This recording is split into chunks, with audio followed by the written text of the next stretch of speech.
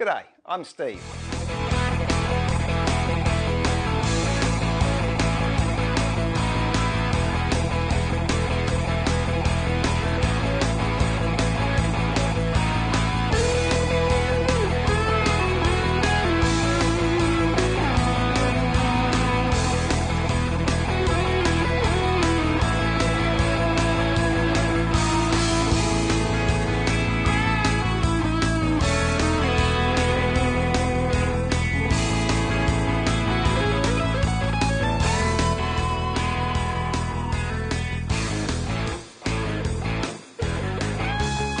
G'day, Steve here, Woodworking Masterclass.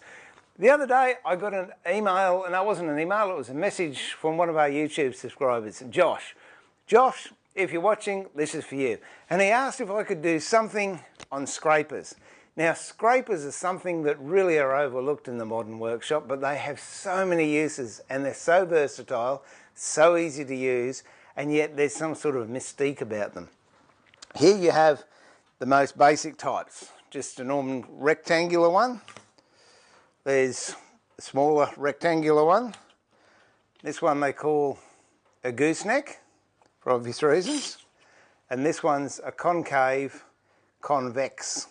So you've got the concave there, convex there. Now how scrapers work are really like a mini plane. They don't actually scrape, they actually cut. But in order for them to cut, they have to be tuned and set properly. So that's what I'm going to share with you today, how to do up a scraper and get it working like a new one. Speaking of a new one, I've actually got a new one here. Look, there are many brands on the market. The one I've got here is Barku. They used to be Sandvik, they used to be Record, Marples, and I'm sure there's other brands that are on the market. So what I'll do, this one's straight out of the packet. We'll try it out on a piece of timber, and then I'll get one of these that have gone blunt. I'll show you how it looks when it's cutting when it's blunt, and then we'll sharpen this one up. Hopefully as good, if not better than the new one.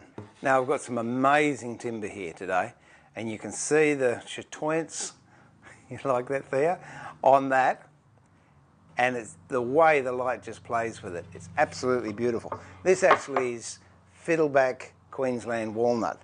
But the reason I chose this bit is because it is very, very cranky and very, very high figured, and it is an ideal candidate for a scraper.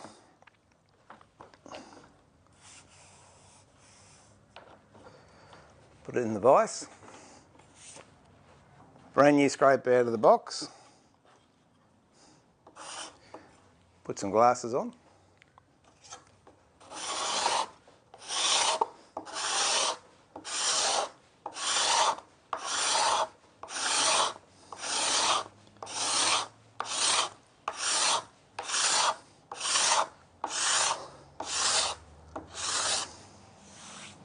And you can just see there how much I've actually scraped off with the new scraper. This one is a blunt one, and I've used it a lot, and I can tell it's not that sharp. So we'll leave this line here for the new scraper.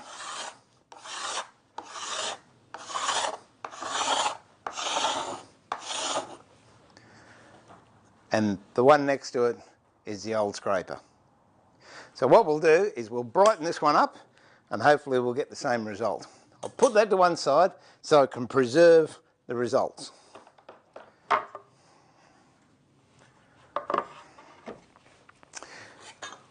In order to sharpen a scraper, you need a couple of tools. Most people have them. You need a file. Possibly you won't have one of these. This is a burnishing tool. Or anything that's harder than the scraper material. I've seen people use railway spikes, I've seen them use worn out knife steels, I've seen them use worn out round files. So anything that's nice and hard. This is specially made, called a burnish, I think, yeah, Veritas make these. And as you can tell, the shape of it, it comes to a point here, and then it's rounded here, and you use different parts of the tool depending what process you're involved in with the scraper. Piece of chalk, and that's basically it. Now, get the scraper, put it in the vise. Once it's in the vise, we've got to flatten this edge and make sure it's true. What I use for that is just an ordinary file. Put chalk on it. The reason I put chalk on a file is because then when the shavings come off the piece of metal that you're filing, it doesn't clock up the lands in the file and it makes your file much more effective. So a little bit of chalk. You can go and buy a bucket for a couple of bucks from one of the cheapy shops. Now you can either draw file it, which is this method here, and put your fingers either side to hold it nice and square and come backwards and forwards a few times, or if your file's long enough, hold it in the horizontal plane and just give it a couple of nice files, and you'll feel when that's cutting all the way across, it's very much like a hand plane. That should be nice and flat. The other thing, what I've seen people do, and you can do, is use a diamond stone. Same thing, rub it up and down, making sure you're always in the horizontal plane and it's 90 degrees to the scraper. Or if you're like me and you're low tech, oil stone, a little bit of Caro, and then I just, again, not with my arms, just leaning forward and rolling back. And you'll feel that along there is nice and smooth. So now we've got a surface to work with. You also do it to the other side, but we'll just concentrate on one at the moment. So I'll mark where we're working. That's the edge we're working on. So once you've got that nice and square, then you have to take the previous hook off. Now you can either do it with a diamond stone, like that, flattening it off, or personally, I just prefer using the burnishing tool, hold it on the bench, the bulky part of the tool onto where the bevel is, and just go back that way. And you'll find there's absolutely no ridge there whatsoever. So I'll do the same to the other side. Actually, for the other side, if you want, you can just get a file and just file that hook off. So whatever method you do, when you run your fingers down there like that, you should feel absolutely no ridge there whatsoever, and it should be nice and flat on top. Now once that's square, put it back in the vise.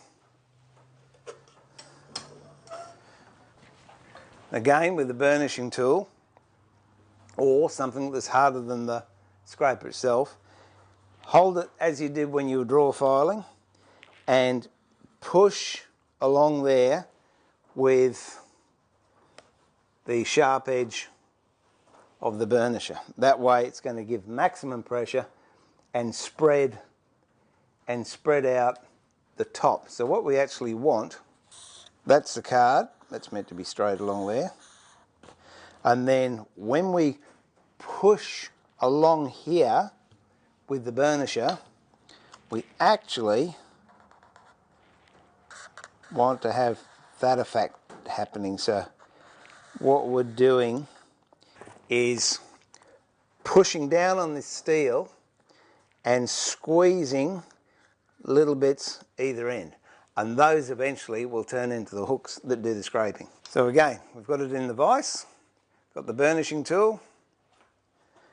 Now be very careful at this stage, because from experience, when you come off, you're going to crash your finger or hurt your thumb. So just be careful when you come to the end, and remember to lift off that last little bit.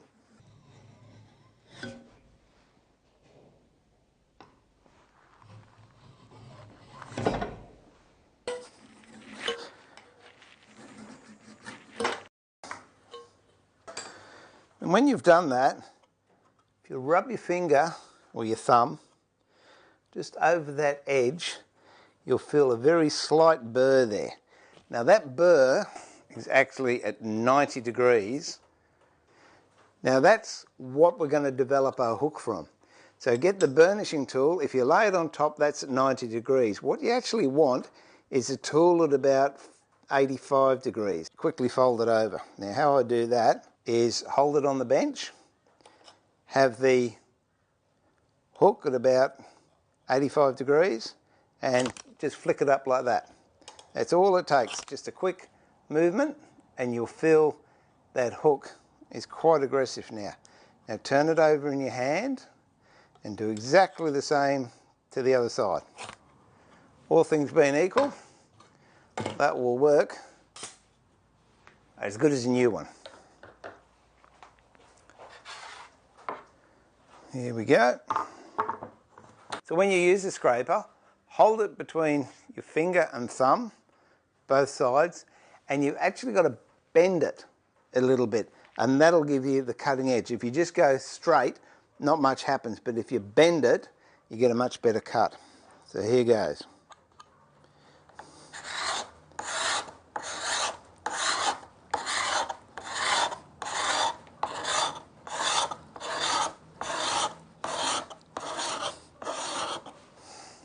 Well, I'm going to be pretty happy with that.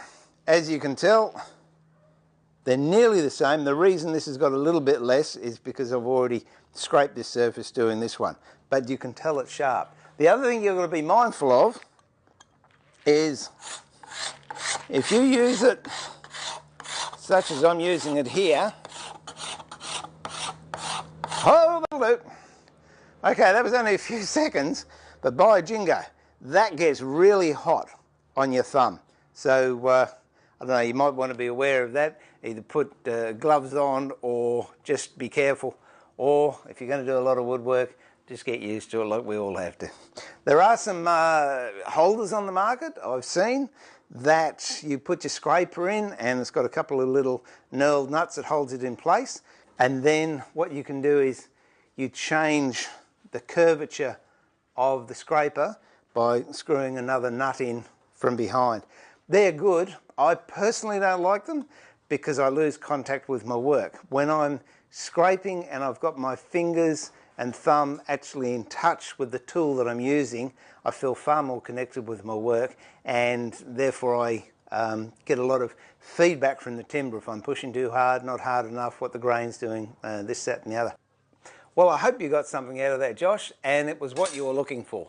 Now in part 2 of scrapers, what I want to do is cover the gooseneck scraper and the concave convex scraper, and show you applications where you'd use those, how to sharpen them, and also explore areas where it would be a better option to use a scraper rather than sandpaper. So until we meet again, this is Steve, pulling the shed door down on yet another topic and saying, remember to keep it sharp, but more importantly, keep it safe and enjoy your woodwork. Bye for now.